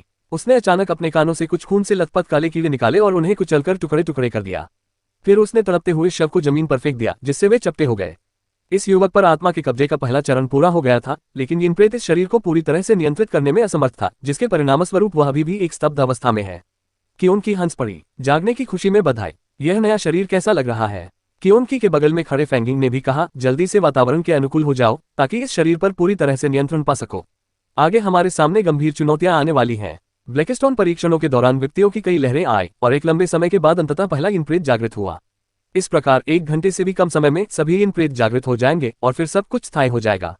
जब उन्होंने इस बारे में सोचा तो कियोन की और फेंगिंग ने राहत की सांस ली। हालांकि इसी क्षण झुलोन के चेहरे का भाव अचानक बदल गया। उसे अपने दिल में खतरे का एहसास हुआ, जिससे उसका शरीर जम सा गया। बचो! झुलोन ने गहरी आवाज में चिल्लाया। क्या? फेंगिंग, कियोन की और शीजी क्षण भर के लिए स्तब्ध रह गए। बचो! झुलोन गुस्से से दहाड़ा। उसी समय उसका शरीर अचानक उछल पड़ा और वह ऊपर की ओर उड़ गया। फेंगिंग, कियोन की और शीजी की बात करें तो हालांकि वे आधे पल धीमे थे, लेकिन वे ठीक समय पर सभी दिशाओं में उड़ गए। धमाका! एक कान फाड़ देने वाला धमाका गूंज उठा। यिन प्रेतों, घाटियों और पत्थर के खंभों की पूरी शांत भूमि कांप उठी। जिस स्थान पर झुलोन, फेंगिंग और उनके साथी खड़े थे, वह ऐसा लग रहा था मानो किसी हथौड़े से कांच चकनाचूर कर दिया गया हो। अंतरिक्ष अवरोध के बड़े बड़े टुकड़े छिल गए और एक सुनहरा दिव्य टावर अंतरिक्षीय छिद्र से बाहर निकला, जिसने आकाश और पृथ्वी को स्तब्ध कर दिया। ये तो झुलोन और बाकी 3 पुनर्जन्म लेने वाले घबरा गए। क्या एक दिव्य मीनार ने यिन प्रेतों के विश्राम स्थल के चारों ओर फैले स्थानिक भूल भुलैया को तोड़ दिया था? ये स्थानिक भूल भुलैया इतनी छिपी हुई थी कि इसे दूसरों द्वारा कैसे खोजा जा सकता था और एक ही झटके में नष्ट किया जा सकता था। स्थानिक अवरोध के टूटने के बाद एक स्थानिक बवंडर का रूप धारण हो गया। ये स्थानिक बवंडर पत्थर के स्तंभों की ओर बढ़ रहा था, जिससे अजागृत यिन प्रेतों का इस बवंडर में नष्ट हो जाना तय था। झुलोन ने जोर से दहाड़ लगाए और मुक्का मारा। पेंग! झुलोन की मुट्ठी भर हवा ने अंतरिक्षीय तूफान पर प्रभाव डाला, जिससे वह फट गया और शून्य में विलीन हो गया। यिन प्रेतों के विश्राम स्थल के चारों ओर मौजूद स्थानिक अवरोध उस वैकल्पिक आयाम अवरोध की तुलना में कहीं अधिक कमजोर थे, जिसे यी युन ने पहले ही तोड़ दिया था। यदि ऐसा नहीं होता तो झुलोन के लिए स्थानिक तूफान का सामना करना बहुत कठिन हो जाता, जिसके परिणामस्वरूप कई यिन प्रेत स्थानिक तूफान में नष्ट हो जाते। और इसी प्रकार यदि यी युन अधिक शक्तिशाली स्थानिक अवरोध को तोड़ना चाहता तो उसे बहुत अधिक शक्ति खर्च करनी पड़ती। जैसे ही झुलोन के मुके ने अंतरिक्ष के तूफान को चीर डाला, वाह! तेज सीटी की आवाज हवा में गूंजी और सुनहरी किरण अंधेरे में झुलों की ओर सीधी दौड़ पड़ी। यह एक तीर था। तीर को देखते ही झुलों की आंखें सिकुड़ गईं। ये युन, सच में तुम ही हो। चाहे तीर के साथ आने वाली आभा हो या तीर में समाहित शुद्ध यांग नियम, इन सब ने झुलों को आश्वस्त कर दिया कि यह निसंदेह यी युन से ही आया था। वह तुरंत यह नहीं समझ पाया कि युन ने किस विधि का प्रयोग करके इतनी जल्दी वैकल्पिक आयाम से बाहर निकलकर स्थानिक आयामी भूल भुलैया की परतों के माध्यम से इन प्रेतों के विश्राम स्थल का पता लगाया था। उस खतरनाक तीर के हमले ने झुलों को सोचने का समय नहीं दिया। उसने दांत पीसते हुए बगल में हटकर वार से खुद को बचाया। अपने रक्त का अत्यधिक दोहन करने से लगी चोटों से वह अभी तक उबर नहीं पाया था, इसलिए उसकी हालत इस समय बेहद खराब थी। इसके अलावा उसने अभी अभी अंतरिक्षीय तूफान को शांत किया था। चूंकि उसने अभी अभी अपना आक्रमण पूरा किया था और अपनी सारी ऊर्जा खर्च कर दी थी, इसलिए उसके लिए यी युन के तीर का सामना करना असंभव था। तीर झुलों के कंधे को छूते हुए निकला और झुलों के सुरक्षात्मक युआंची को चीरता हुआ आगे बढ़ा। झुलोन से आगे निकलने के बाद तीर ने पहाड़ से टकराने से ठीक पहले अविश्वसनीय रूप से अपना कोण बदल लिया। इस मामूली बदलाव के कारण उसका मुख उस यिन प्रेत की ओर हो गया जो अभी अभी जागृत हुआ था। ये यिन प्रेत अभी भी स्तब्ध था। अपने नए शरीर पर पूरी तरह से नियंत्रण पाने से पहले ही उसने अपनी ओर तीर आते हुए देख लिया। यिन प्रेत ने गुस्से में दहाड़ मारी, लेकिन उसका शरीर उसकी आत्मा का साथ नहीं दे पा रहा था। चूंकि वह शरीर की ऊर्जा का उपयोग नहीं कर पा रहा था और आत्मा सागर में मौजूद शरीर के स्वामी से आ रहे प्रतिरोध को भी दबा रहा था, इसलिए वह तुरंत चकमा देने में असमर्थ था। सुनहरा तीर बहुत तेज था और उसे रोकने में असमर्थ होने के कारण तीर उसके शरीर में घुस गया। धमाका! तीर के प्रहार से नवजात यिन प्रेत फट पड़ा। उसका शरीर टुकड़ों में बिखर गया, यहाँ तक कि उसकी आत्मा भी चकनाचूर हो गई। मृत! अचानक मारे गए यिन प्रेत, स्वर्ण विस्फोट और साथ ही आकाश और पृथ्वी को वश में करने वाले स्वर्ण टावर ने सभी का ध्यान आकर्षित किया। इस समय स्वर्ण मीनार अभी भी घूम रही थी, लेकिन उसका आकार छोटा होने लगा और उस टूटे हुए स्थान से शुद्ध यान स्वर्ण ज्वालाओं से घिरे यी युन बाहर निकले। उनके हाथ में धनुष था और वे बाहर आ रहे थे। उनके पीछे लाल और सफेद वस्त्रों में सजी दो सुंदर महिलाएं थीं। वे जियांग शियाओरू और लिन शिंटोग थीं। अध्याय 658 शुद्ध यांग ऊर्जा तीर। हेवनली ब्लड यूनियन के सभी सदस्य जो सोल कोकून पर लेटे हुए दर्द से जूझ रहे थे, उनके लिए दो अद्वितीय महिलाओं के साथ प्रकट हुई यून स्वर्ग से आए एक दिव्य राजा के समान थी। यदि हम वहां मौजूद हेवनली ब्लड यूनियन के सदस्यों के साथ उनके संबंधों पर ध्यान न दें, तो उनका रूप किसी स्वर्ग के राजा जैसा प्रतीत होता था जो अपनी प्रजा को बचाने आया हो। हालांकि सच्चाई ये थी कि यीयून पर पहले देशद्रोही होने का आरोप लग चुका था। हेवनली ब्लड यूनियन के कई सदस्य यीयून से नफरत करते थे और उनसे असंतुष्ट थे। ईर्ष्या और पुराने नए द्वेषों के कारण कई लोग यीयून की मृत्यु की कामना कर रहे थे। यहाँ तक कि यीयून ने स्वर्गीय दाव संघ में प्रवेश करने के लिए जिस छद्म नाम जियांग यीदाव का इस्तेमाल किया था, उसे भी स्वर्गीय रक्त संघ के सदस्यों ने बहिष्कृत कर दिया था। ब्लैकस्टोन परीक्षण में प्रवेश करने से ठीक पहले कई लोगों ने यीयून को काया और अमानवीय कहकर उसका उपहास, निंदा और मजाक उड़ाया था। मानव जाति के अस्तित्व पर गहरा प्रभाव डालने वाली इस परीक्षा का सामना करते हुए उसने भागने का विकल्प चुना था। तब नकाबपोश व्यक्ति ने उसे जबरदस्ती वापस लाया था। इन सभी उपहास और फटकार के बाद ये पूर्व में अत्यधिक उत्साही अभिजात वर्ग इन प्रेतों के विश्राम स्थल में यीयून से मिलने पर अब इतनी दयनीय अवस्था में थे। यीयून की बात करें तो जाहिर तौर पर उसे मार्शल एलायंस की नापाक योजनाओं की पहले से ही जानकारी थी। यीयून का इस्तीफा संभवतः इन्हीं योजनाओं का परिणाम था। हालांकि बाद में यीयून ने नकाबपोश व्यक्ति पर नियंत्रण पा लिया और स्वर्गीय दाव संघ में लौटकर ब्लैकस्टोन ट्रायल्स में शामिल हो गया। ये सब मार्शल एलायंस की योजना को पूरी तरह से नष्ट करने के लिए किया गया था। इन बातों को सोचकर ही उनमें से कई लोग लड़खड़ा गए। उन्हें अपनी शर्म छुपाने की कोई जगह नहीं मिली। अपने पिछले कार्यों के बारे में सोचते ही उन्होंने खुद को सुधरने लायक मूर्ख नहीं समझा। हालांकि उन्हें मार्शल एलायंस के लक्ष्यों के बारे में पता नहीं था, लेकिन वे ये जानते थे कि मार्शल एलायंस कोई सौम्य संगठन नहीं था। आत्मा मकबरे में उन सभी को मारने की कीमत मार्शल एलायंस को चुकानी पड़ी और इसके बदले उन्हें पूरे तियान युआन जगत का शत्रु बनना पड़ा। इसलिए सबसे संभावित परिणाम ये था कि मार्शल एलायंस ने अपनी युद्ध कला का उपयोग करके पूरे तियान युआन जगत को गुलाम बनाने की योजना बनाई थी। इस प्रकार की कार्रवाइयों में दिखाई गई क्रूरता और बुराई का स्तर शायद उजाड़ जाति से भी बदतर था। युवा स्वामी यी, मुझे बचाओ, मुझे बचाओ। हेवनली ब्लड यूनियन के एक सदस्य ने अपना हाथ आगे बढ़ाया और यीयून से उसे बचाने की गुहार लगाई। योद्धा होने के नाते वे अपनी उम्र के साथियों के बीच उत्कृष्ट थे, इसलिए वे स्वाभाविक रूप से अभिमानी थे। लेकिन अब वह असहनीय पीड़ा में था। मृत्यु के खतरे, आत्मा सागर की यातना और आत्मा भक्षक कृमियों द्वारा उसके कान के अंदरूनी हिस्से को चीरने के कारण उसका सारा अहंकार चकनाचूर हो गया था। वह इस धरती पर जहां कभी सूरज की रोशनी नहीं पहुंची बेवजह मरना नहीं चाहता था। वह इन आत्माओं का भोजन नहीं बनना चाहता था। वह जीवित रहना चाहता था। वह अपने परिवार के पास लौटना चाहता था। मार्शल एलायंस की कुटिल योजनाओं का पर्दाफाश करना चाहता था। युवा स्वामी यी, मैं मूर्ख था। मैंने आपकी बदनामी की, लेकिन हम धोखा खा गए। मुझे बचाओ। उद्धरण चिन्ह। कई संभ्रांत लोग जो हमेशा से ही अहंकारी थे, ये उनसे मदद की गुहार लगाने लगे। वे जानते थे कि अब उन्हें बचाने वाला एकमात्र व्यक्ति ही ही था। इन लोगों ने सचमुच अपनी सारी गरिमा त्याग दी है। चेन फी की जगह स्काईफॉक्स का नेतृत्व करने वाली एक निर्जन जाति की लड़की ने ये उनके पीछे से तिरस्कारपूर्ण लहजे में कहा। जब किसी की जान खतरे में हो तो मान सम्मान का कोई महत्व नहीं रह जाता। इसके अलावा उनके भीतर जो पीड़ा है उसकी हम कल्पना भी नहीं कर सकते।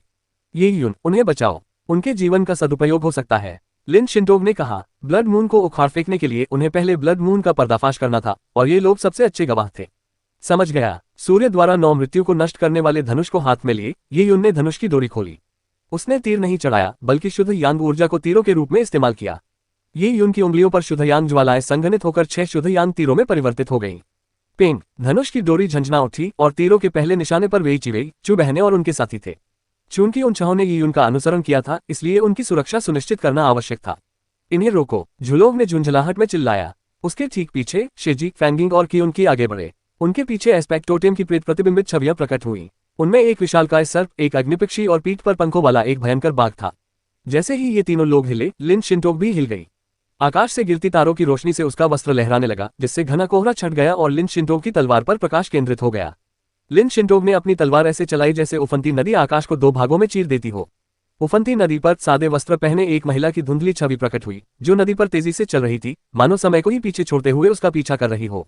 शेजी, फैंगिंग और क्योंकी के एस्पेक्ट टोटेम की प्रेत छवियां उफनती नदी में बह गईं। जैसे ही उन पर असंख्य बर्फ के क्रिस्टल जम गए, तीनों एस्पेक्ट टोटेम हिंसक रूप से संघर्ष करने लगे। बैंग बैंग बैंग, ऊर्जा से संघनित हुए एस्पेक्ट टोटेम बर्फीली ठंड में जम गए और टूट गए। लिन शिंटोग ने अदम्य प्रहार के साथ अपनी तलवार लहराई। तीनों के चेहरे के भाव काफी बदल गए, क्योंकि उन्होंने आत्मरक्षा के लिए अपने अपने तरीके अपनाए। हालांकि लिन शिंटोग की तलवार की किरण बहुत तेज और तीव्र थी। किरणों में निहित नियम महान महारानी हृदय सूत्र से लिए गए थे। वे गहन और अमूर्त थे। कियोन की दर्द से चीख उठा, क्योंकि उसके पेट में छेद हो गया था। उन तीनों में से वह सबसे कमजोर था। इसका कारण उसकी कम साधना नहीं थी, बल्कि जियांग शियाओरू के साथ लड़ाई में घायल होना था। वह अभी तक पूरी तरह से ठीक नहीं हुआ था, इसलिए वह लिन शिंटोग के हमले का सामना करने में असमर्थ था। दर्द से कराहते हुए कियोन का चेहरा बिगड़ गया। उसके घाव से खून की एक बूंद भी नहीं बही। इसके बजाय घाव पर अनगिनत बर्फ के क्रिस्टल बनने लगे और वे उसकी नसों के साथ साथ उसके अंगों की ओर बढ़ने लगे। क्योंकि का चेहरा पीला पड़ गया क्योंकि वह अच्छी तरह जानता था कि अगर बर्फ के क्रिस्टल उसकी नसों में फैल गए तो वह निस्संदेह अपनी सारी युद्ध क्षमता खो देगा। अगर उसकी नसें कट गईं तो उसकी साधना का एक बड़ा हिस्सा बेकार हो जाएगा। क्या सिर्फ एक ही वार इतना शक्तिशाली हो सकता है? लिन शिंटोग ने कभी अपनी असली ताकत नहीं दिखाई थी, लेकिन अब देखने से तो ऐसा लग रहा था कि वही उनसे कमजोर नहीं है। संभवतः दोनों की ताकत बराबर हो। लिन शिंटोग ने एक ही वार से तीनों पुनर्जन्मकर्ताओं को पीछे हटने पर मजबूर कर दिया, जिससे कि उनकी गंभीर रूप से घायल हो गई। वहीं ही उनके ऊर्जा तीर वेई चिवेई चू बहनों और उनके साथियों के सामने से गुजरे। भागो भागो भागो! ऊर्जा के 6 तीर सीधे बड़े बड़े कोकुनों में जा घुसे। यिन प्रेत वास्तव में यिन आत्माएं थीं। शरीर धारण करने से पहले उनके पास किसी भी प्रकार की युद्ध क्षमता नहीं थी, सिवाय किसी और पर कब्जा करने की क्षमता के। वे बिना कवच वाले कछुओं के समान थे और शुद्ध यांग ऊर्जा यिन और दुष्ट आत्माओं के विरुद्ध सबसे प्रभावी ऊर्जा थी। शुद्ध यांग के तीर इन प्रेतों के घोंसले में प्रवेश करते ही उन इन प्रेतों के लिए घातक प्रहार साबित हुए जिन्होंने अभी तक किसी शरीर पर अपना अधिकार पूरी तरह से नहीं जमाया था। जिन आत्माओं के कोकून पर गोलियां चलाई गईं, उनसे नीला धुआं निकला। आध्यात्मिक आत्माओं की धीमी लेकिन दयनीय चीख सुनाई दे रही थी। ये 6 हीन प्रेत वेई चिवेई और उसके साथियों से अलग हो गए थे। वे या तो बुरी तरह घायल हो गए थे या ही उनके तीरों से पूरी तरह नष्ट हो गए थे। अचानक संपर्क टूट जाने से वेई चिवेई चू के एर चू किंग एर और उनके साथी आत्मा के कोकून से लुढ़ककर जमीन पर पूरी तरह से असहाय अवस्था में जा गिरे। हालांकि वे अपनी जान बचाने में कामयाब रहे, फिर भी उनकी आत्मा पर पड़े प्रभाव को संभवतः कुछ महीनों के स्वास्थ्य लाभ के बिना ठीक करना संभव नहीं था। वरिष्ठ भाई जियांग, मुझे आपको फिर से धन्यवाद देना होगा। हम सचमुच किसी काम के नहीं हैं। उद्धरण चिन्ह वेई चिवेई ने लड़खड़ाते हुए कहा। वही उनको सीनियर ब्रदर जियांग कहकर पुकारने का आदी था। चू बहनें भी पीली पड़ गईं। उन्होंने कृतज्ञता से उनकी ओर देखा, लेकिन साथ ही शर्मिंदगी भी महसूस की। उन्हें लगा कि वे उन पर बहुत बोझ बन गई थीं। ये यून ने उन्हें हल्की सी मुस्कान दी, जिससे उन छहों को ये संकेत मिला कि वे इसे ज्यादा गंभीरता से न लें। इसके बाद उसने सूर्य तीतक 9 मृत्यु धनुष खोला और इस बार धनुष की डोरी पर 12 शुद्ध यांग ऊर्जा के तीर प्रकट हुए। ऊर्जा के तीर आत्मा के कोकून की ओर लक्षित थे। धनुष की डोरी पूरी तरह खुल जाने पर ये यून का चेहरा ठंडा और भेदक हो गया, मानो वह युद्ध का एक अद्वितीय देवता हो।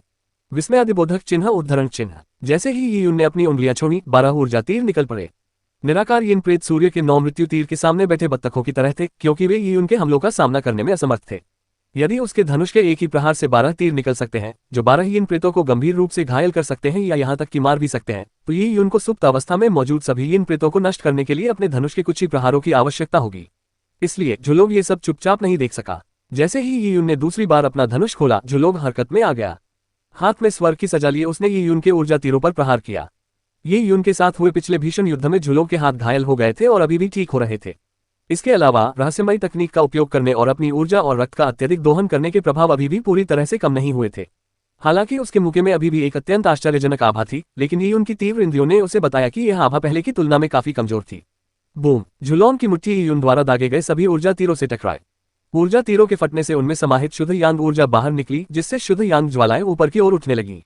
ठीक उसी क्षण जब झुलोन ने ऊर्जा तीरों को चकनाचूर कर दिया, ये उनने अपनी चाल चली। शुद्ध यांग की टूटी हुई तलवार हाथ में लिए वह सीधे झुलोन की ओर दौड़ा। जैसे ही उसकी तलवार की किरण शून्य में तेजी से गुजरी, ये उनके 2 एस्पेक्ट टोटेम गोल्डन क्रो और 9 नियोनेट उसके पीछे प्रकट हुए। लिन शिंटोग ये उनके ठीक पीछे चल रही थी। लिन शिंटोग ने बर्फ जैसे सफेद वस्त्र पहने थे और जैसे ही उसने अपनी तलवार लहराई, उसके पीछे अचानक एक झील प्रकट हो गई। झील का रंग गहरा नीला था, जिसमें चमकती लहरें थीं जिनसे एक अवर्णनीय बर्फीली ऊर्जा निकल रही थी। दूर झील के ऊपर एक चमकता हुआ चंद्रमा लटका हुआ था, जिससे एक जलमयी चमक फैल रही थी। जैसे ही लिन शिंटोग की तलवार पर बर्फीले चंद्रमा की रोशनी पड़ी, वह झुलोग की ओर चीखते हुए बढ़ी। यिन प्रेतों के पुनर्जीवन की प्रक्रिया चल रही थी, इसलिए हर पल महत्वपूर्ण था। लिन शिंटोग को अब जियांग शियाओरू की रक्षा करने की आवश्यकता नहीं थी, इसलिए उसने ये यून के साथ मिलकर झुलोन को कम से कम समय में 2 के मुकाबले 1 की स्थिति में मार गिराने का फैसला किया। दोनों तलवारों का एक साथ प्रयोग करने पर एक यिन और दूसरी यांग बन जाती थी। ये यून और लिन शिंटोग वर्षों से एक साथ साधना कर रहे थे और महान महारानी हृदय सूत्र का अभ्यास कर रहे थे। यद्यपि उनके द्वारा अभ्यास किए जाने वाले नियम एक दूसरे के बिल्कुल विपरीत थे, फिर भी वे एक दूसरे के पूरक थे। उनकी संयुक्त शक्ति केवल योग का मामला नहीं थी। झुलोन को तुरंत दबाव बढ़ता हुआ महसूस हुआ। उसके पीछे पुनर्जीवित न हुए इन प्रेत मंडरा रहे थे। पीछे हटने की कोई गुंजाइश न होने के कारण वह केवल अपनी सारी ऊर्जा लगाकर बार बार मुके मारने के अलावा और कुछ नहीं कर सकता था। मेरी मदद करो, झुलोन दहाड़ा। उसके पीछे फैंगिंग, शेजी, क्योंकी और अन्य पुनर्जन्म लेने वाले केवल साहस जुटाकर आगे बढ़े। पहले उनके साथ स्वर्गीय रक्त संघ के सदस्य थे, लेकिन अब जब वे सभी वशीकरण की प्रक्रिया में लगे हुए थे, तो वे लिन शिंटोग और ये उनके हमले का सामना करने के लिए केवल अपने दम पर ही निर्भर थे। वे अच्छी तरह जानते थे कि इन प्रेतों के बहुमत के पुनर्जीवित होने तक धैर्य बनाए रखने से ही वे युद्ध का रुख मोड़ पाएंगे, अन्यथा उनका विनाश निश्चित था। तलवारों की असंख्य किरणें चमक उठी, कुछ सौर इंद्रधनुषों से बनी थीं, जबकि अन्य बर्फीली चंद्र नदियों जैसी थीं। यिन और यांग के उतार चढ़ाव हमेशा विजयी प्रतीत होते थे। अपनी चोटों से पीड़ित की उनकी सबसे पहले हताहत हुआ। तलवार की किरणों से उसकी घुमावदार युआनची चकनाचूर हो गई और वह पीछे की ओर गिरते हुए एक भयानक चीख निकाल गया। उसके बगल में लिन शिंटो की तलवार की ऊर्जा से शेजी एक बार फिर घायल हो गई। तलवार की नोक पर मौजूद हिम ऊर्जा ने शेजी की कलाई को चीर दिया, जिससे उसकी हथेलियां तुरंत जम गईं और मानो बर्फ के क्रिस्टल की तरह भंगुर हो गईं। हिम ऊर्जा शेजी की बांह के साथ ऊपर की ओर बहने लगी, जिससे उसके चेहरे के भाव बदल गए। पीछे हटते हुए उसने लिन शिंटो की हिम ऊर्जा का सामना करने के लिए अपनी युआन ऊर्जा का संचार करना शुरू कर दिया, लेकिन कोई फायदा नहीं हुआ। अजय प्रतीत होने वाली हिम ऊर्जा ने शेजी की नसों को भेदते हुए उसके हृदय की ओर बढ़ना शुरू कर दिया। इस अदम्य हिम क्यूई में लिन शिंटो की नियमशास्त्रीय अंतर्दृष्टि समाहित थी। जब उसे इस बात का एहसास हुआ तो वह जान गई कि दोबारा आगे बढ़ना मौत को गले लगाने जैसा ही है। हालांकि इन प्रेतों के पुनर्जीवित होने तक उन्हें और देर तक रोकना जरूरी था, फिर भी उसे उस समय तक जीवित रहना था। शेजी और क्योंकी के बिना फैंगिंग और झुलोंग के लिए प्रतिरोध करना अधिक कठिन हो गया। फैंगिंग का उद्देश्य केवल कुछ भ्रम पैदा करना ही था, क्योंकि यून और लिन शिंटो की संयुक्त सेनाओं का अधिकांश भार अकेले झुलोंग पर ही था। झुलोंग ने जीभ की नोक को दांतों से दबाया और मुट्ठी से प्रहार किया, जिससे आकाश में छाया फैल गई। हालांकि वह अभी भी घायल था और 2 के मुकाबले 1 से लड़ रहा था, झुलोंग के हमलों को कम नहीं आंका जा सकता था। उसने यी यून और लिन शिंटो की तलवार की ऊर्जा को धीमा करने में कामयाबी हासिल कर ली थी। मर जा, झुलोंग दहाड़ा और उसके चेहरे की सारी मांसपेशियां फड़कने लगीं। उसने बिना किसी परवाह के उन दोनों पर हमला कर दिया। यी यून और लिन शिंटो शांत रहे और उनकी तलवारें आपस में उलझ गईं, जिससे उन्होंने अपना दूसरा वार किया। बूम! झुलोंग में शुद्ध यांग और शुद्ध यिन का संगम एक बार फिर से प्रबल हो उठा। झुलोंग जब अपने आक्रमण के बीच में था, तभी उसकी ऊर्जा तेजी से कम होने लगी। तलवार की ऊर्जा का एक सैलाब उसकी सुरक्षात्मक युआन ऊर्जा पर टूट पड़ा। वह एक थकी हुई मछली की तरह तेज धारा के विपरीत तैर रहा था और अपनी सीमा के करीब पहुंच रहा था। पेंग! झुलोंग की सुरक्षात्मक युआनची में दरारें पड़ने लगी, क्योंकि पहली दरारें बननी शुरू हो गई थीं। उसके दाहिने हाथ की उंगलियों से एक तेज चटकने की आवाज के साथ उसकी टूटी हुई उंगलियां, जो अभी पूरी तरह से ठीक नहीं हुई थीं, एक बार फिर फट गईं। उसका हमला भी कुछ समय के लिए रुक गया। जीवन मरण की इस लड़ाई में पल भर की भी हिचकिचाहट परिणाम को पूरी तरह पलट सकती थी। इसके अलावा वह यी यून और लिन शिंटो के संयुक्त प्रयासों का सामना कर रहा था। झुलोंग का दिल तुरंत बैठ गया, क्योंकि यी यून और लिन शिंटो की तलवारें पहले से ही उसके सामने थीं। यी यून की तलवार चकाचौंध कर देने वाले चमकदार सूरज की तरह थी, जबकि लिन शिंटो की तलवार सबसे शांत और कोमल हवा की तरह प्रतीत होती थी। हालांकि तलवार की किरणों के साथ उत्पन्न आसन खतरे का आभास नरक की गहराइयों में व्याप्त भयानक रक्तकुंडों के समान था। झुलोंग में उमड़ती हवा में असंख्य लोगों की चीखें गूंज रही थीं। अपने सामने उमड़ रहे इस खूनी लाल तूफान में झुलोंग समुद्र की लहरों से व्यर्थ जूझती एक छोटी नाव की तरह था। वो पल भर में ही डूब जाएगा और नष्ट हो जाएगा। झुलोंग के दहाड़ते हुए और दोनों मुट्ठियों से जोरदार प्रहार करते हुए लिन शिंटोग और यी यून की तलवारों पर वार करने के कारण बचना नामुमकिन था। झुलोंग एक व्यक्ति का भी मुश्किल से सामना कर पा रहा था, लेकिन अब 2 लोगों के साथ। बूम! झुलोंग के कानों में एक कान फाड़ देने वाली गूंज सुनाई दी। यह धमाका उन 2 तलवारों की हिंसक ऊर्जा का परिणाम था, जिन्होंने उसके शरीर को चीरते हुए उसके शरीर के भीतर विस्फोट कर दिया था। ऊर्जा के प्रवाह के साथ ही झुलोंग के कंधे खूनी लाल धुंध के 2 गुब्बारों में फट पड़े। इस जोरदार टक्कर से वह पीछे की ओर उड़ गया। जमीन पर गिरने के बाद वह 1000 फीट तक फिसलता रहा और अपने पीछे जमीन में एक गहरी खाई छोड़ गया। झुलोंग अंततः तब रुका जब वह एक पत्थर के खंभे से जोर से टकराया, जहां यिन प्रेत सो रहे थे। उसे केवल अपनी पीठ में एक कंपन महसूस हुई और उसके मुंह के कोने से काला खून बह निकला।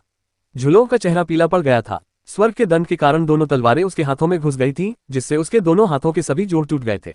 ये यून ने टूटी हुई तलवार को हाथ में पकड़ रखा था, जिस पर अभी भी ताजा खून टपक रहा था।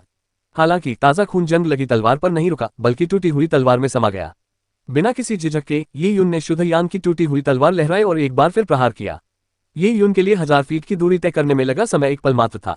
पलक झपकते ही उसकी तलवार झुलोंग की भौहों पर जा लगी। मरना! उसकी खतरनाक स्थिति का फायदा उठाते हुए ये यून की तलवार में घातक आवेश उमड़ रहा था। हवा का एक सुनहरा झोंका 1000 फीट ऊंची गर्जना करती सुनहरी लहर में बदल गया, मानो वह धरती पर बिखरे पहाड़ों को भी डुबो सकती हो। इस भयावह वातावरण के बीच झुलोंग को अचानक गहरी ठंडक महसूस हुई। उसे लगा कि उसकी मृत्यु निकट आ रही है, जैसे समय धीमा पड़ गया हो, क्योंकि घोर निराशा ने झुलोंग को हिंसक बना दिया।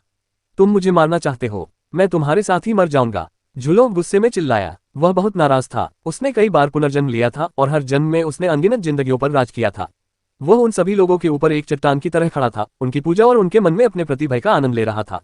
ये यून की बात करें तो वह तो बस 20 साल का एक प्रतिभाशाली युवक था।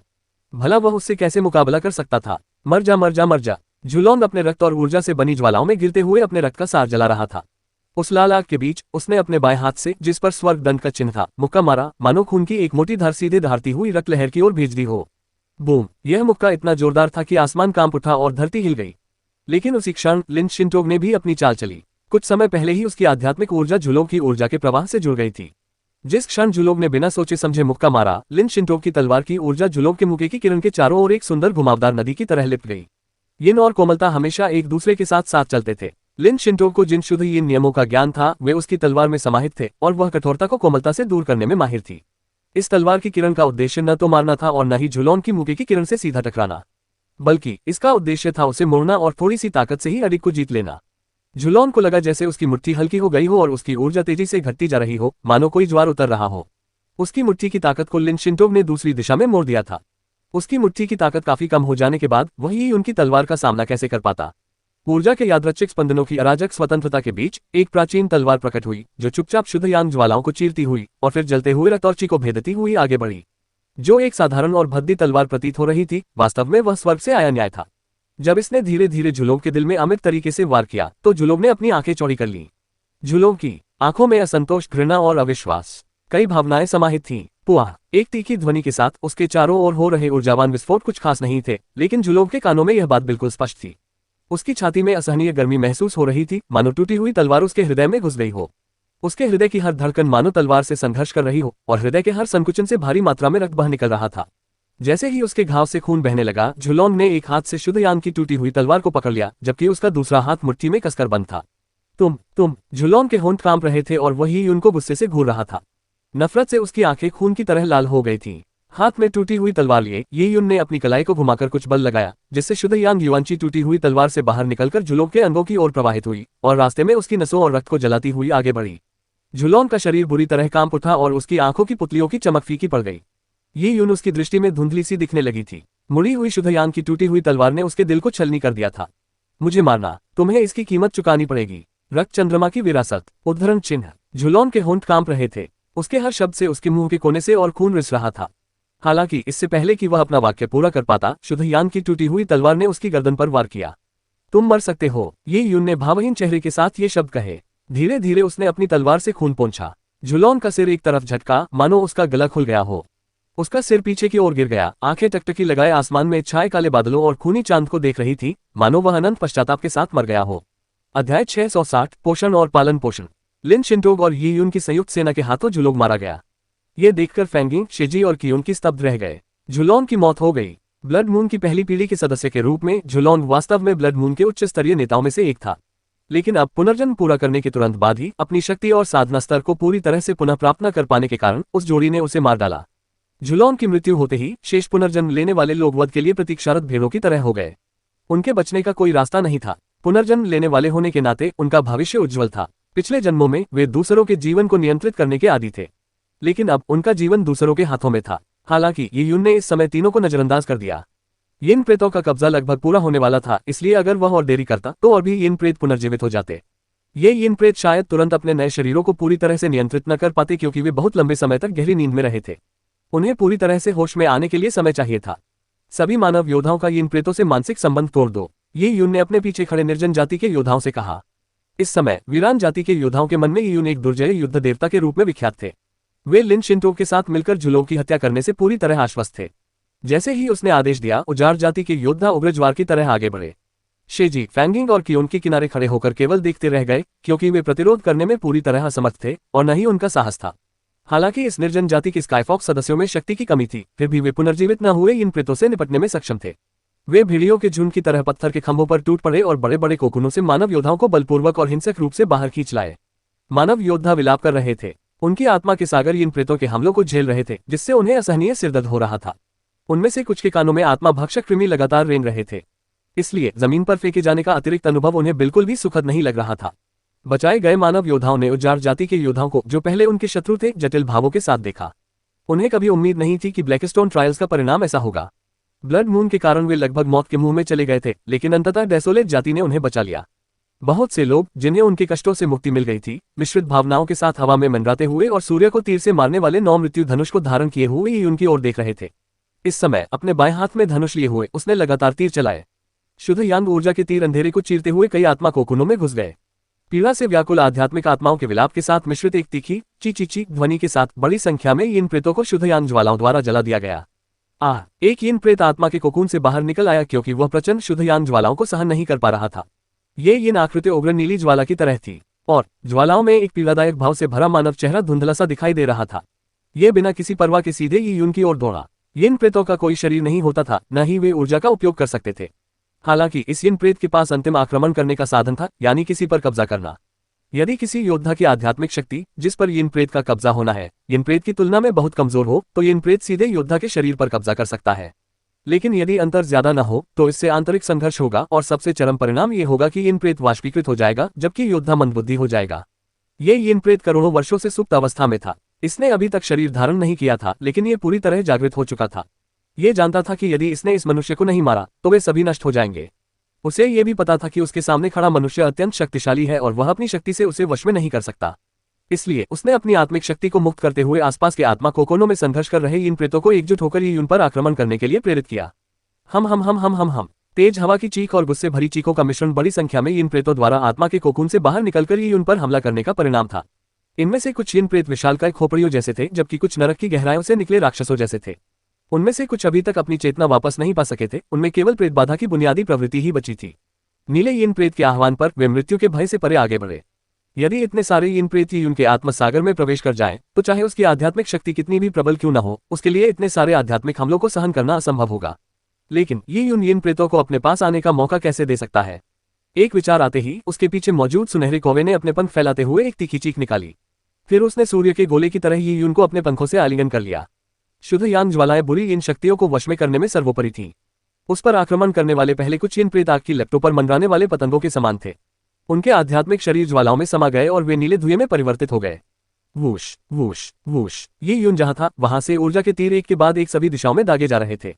ये सूर्य के अनंत सुनहरे प्रकाश की तरह था। ऊर्जा के तीर जहां भी जाते वे यिन प्रेतों को भेदते हुए उनके निराकार शरीर में एक बड़ा काला छेद बना देते। क्षण भर के लिए पूरी घाटी उन भयानक चीखों से भर गई। ऊर्जा का उपयोग करने में असमर्थ होने के कारण प्राचीन यिन प्रेत भी उनके निकट नहीं पहुंच सकते थे। जब तक वे दूरी कम करने में असमर्थ थे, तब तक वे ही उनके आत्मा सागर में प्रवेश करने में असमर्थ थे और उनके लिए केवल विनाश ही नियति थी। हालांकि ये प्राचीन यिन प्रेत आत्मा मकबरे में करोड़ों वर्षों तक सोए रहे, जिसके परिणामस्वरूप आत्मा मकबरे के दुष्ट यिन पोषण से उनकी आध्यात्मिक आत्माएं अत्यंत शक्तिशाली हो गईं। शुद्ध यान ज्वालाओं से झुलसने और उनके निराकार शरीरों में ऊर्जा के तीरों के प्रवेश करने के बावजूद यिन प्रेत मरे नहीं, बल्कि वे एक बार फिर एकजुट होने लगे। इसी क्षण एक विचार के साथ यून ने अपना हाथ हिलाया। घाटी के एक कोने में हेवनली ब्लड यूनियन के एक गुमनाम सदस्य का शरीर अचानक हिल गया। उसके सिर के ऊपरी हिस्से से एक काली ऊर्जा निकली। यह ऊर्जा, जिसमें यिन प्रेतों से कहीं अधिक दुष्ट यिन आभा समाहित थी, ये उनकी ओर प्रवाहित हुई। ये वह बुरी ऊर्जा थी जिसे यून ने बैंगनी क्रिस्टल का उपयोग करके नियंत्रित किया था। जब नकाबपोश व्यक्ति ने शेंतु नानतियान के शव पर कब्जा किया था, तब उसकी आत्मा के सागर में दुष्ट ऊर्जा का प्रवेश हो गया था। उसे पता भी नहीं चला और दुष्ट ऊर्जा की धाराएं नकाबपोश व्यक्ति की आत्मा के सागर में फैल गईं और उसके आध्यात्मिक शरीर को पूरी तरह से नष्ट कर दिया। इस अत्यंत विचित्र ऊर्जा में आध्यात्मिक ऊर्जा को भस्म करने की क्षमता थी। और सबसे आश्चर्यजनक बात यह थी कि यह लगातार परिपक्व हो रहा था। अब यून का इस बुरी ऊर्जा पर नियंत्रण बाघों को पालने के बराबर था। यून इस ऊर्जा का उपयोग स्वयं के लिए करना चाहता था, लेकिन वह इस बात से पूरी तरह अवगत था कि यह ऊर्जा एक दिन उसके नियंत्रण से बाहर निकल सकती है। हालांकि बैंगनी क्रिस्टल की मदद से यून ने ऊर्जा को काफी हद तक नियंत्रित कर लिया। मात्र एक विचार से ही वह उस थोड़ी सी चेतना को मिटा सकता था जो दुष्ट ऊर्जा ने लंबे समय में उत्पन्न की थी। जब तक इसमें चेतना का अभाव था, तब तक इस ऊर्जा से डरने की कोई बात नहीं थी। अब यिन प्रेतों को नष्ट करने के लिए यून ने दुष्ट ऊर्जा को मुक्त किया। तुरंत ही यह ऊर्जा भीड़ों के झुंड में घुसे भेड़िए की तरह यिन प्रेतों को उन्मादपूर्वक भस्म करने लगी।